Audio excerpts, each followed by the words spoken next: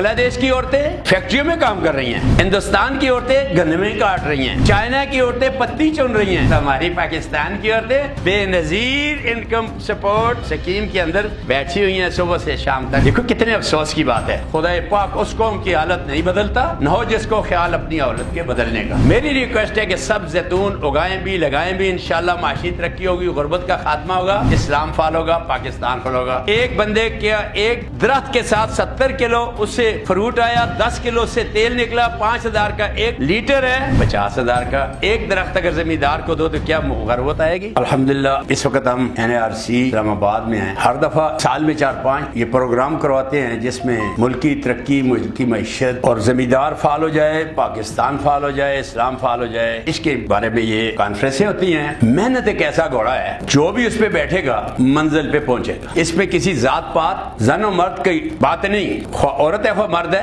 خواہ مسلم ہے غیر مسلم ہے، محنت کے گھوڑے پہ جو بیٹھے گا وہ منزل پہ پہنچے گا۔ آج رونا رویا جا رہا ہے مہنگائی کا۔ میں بنگلہ دیش پہلی دفعہ گیا ہوں تو پاکستانی 1 روپے کے 2 ٹکے تھے، دوسری دفعہ 1.5 ٹکے کا روپیہ تھا، تیسری دفعہ روپیہ اور ٹکا برابر تھا۔ پاکستان کا کہ 3 روپے اور ان کا 1 ٹکا۔ اس کی وجہ میں تھوڑی سی ایک مثال دیتا ہوں۔ بارشی برساتی پانی انہوں نے جمع کیا ہوا ہے، اس میں انہوں نے مچھلیاں رکھی ہوئی ہیں، اپنی اس سے ایک باغبانی بھی کر رہے ہیں، اس پانی کے ساتھ مال مویشی بھی پی رہے ہیں، خود بھی نہانے دھونے کے لیے استعمال کر رہے ہیں۔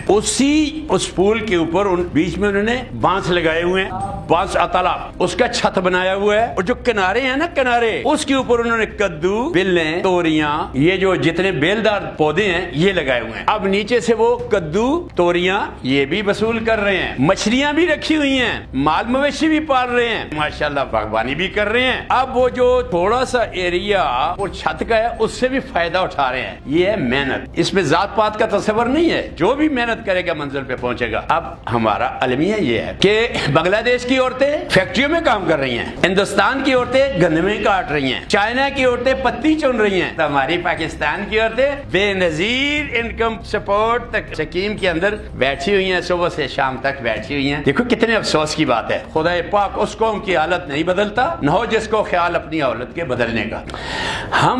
ہمارا ایگریکلچر ملک ہے، ٹماٹر باہر سے منگانے پڑتے ہیں، کتنے افسوس کی بات ہے۔ ایران جو ایگریکلچر ملک نہیں ہے، ٹیکنیکل ہے، اس سے ہندوستان سے پیاز آ رہا ہے، تھوم آ رہا ہے، یہ آ رہے ہیں، کیوں آ رہے ہیں؟ ہم نے محنت چھوڑ دی ہے۔ اس کی وجہ ایک یہ بھی ہے، ہمارے دیہات کے لوگ شہروں کو منتقل ہو رہے ہیں۔ دیہات میں جب کہ وہ رہتے تھے وہ ساری نیسیسٹیز آف لائف ادھر سے پورا کرتے تھے، بچوں کی تعلیم، بچوں کی شادیاں، زیورات، یہ ساری باتیں ادھر سے وصول کرتے تھے۔ وہ غمی شادی سب کیا ہوا، مائگریٹ ہو گئے، شہروں میں آگے، خانہ خالیرہ دیو میں گرت، وہ جو اپنا علاقہ تھا بھائی، جس سے پھل تھے، فروٹ تھے، سبزیاں تھی، دودھ تھا، مکھن تھا، ساری چیزیں میسر ہوتی تھی، وہ رہ گیا۔ اب خانہ خالیرہ دیو میں گرت، اجاڑ مکان میں جینا جاندن۔ اچھا شہروں میں آئے، جو زرعی زمینیں تھیں وہ بھی پتھر بن گئی، سوسائٹیاں بن گئی، پلازے بن گئے، دانے اتھوں بھی ختم تھے، دانے اتھوں بھی۔ کل ہمارے بزرگ نے کتنا زبردست ایک متل کہ بھائی جنہ دے کڑولے وچ دانے انہوں نے کملے بھی سیانے۔ آج آپ نے دانے ہم نے خود ختم کیے ہیں اپنے ہاتھوں سے، فرماتے ہیں جلا کے پیڑ اپنے ہاتھوں سے سائے کی تلاش میں پھرتے ہیں۔ میری ریکویسٹ ہے کہ سب زیتون اگائیں بھی لگائیں بھی، انشاءاللہ معاشی ترقی ہوگی، غربت کا خاتمہ ہوگا، اسلام فال ہوگا، پاکستان فال ہوگا۔ ایک بندے کیا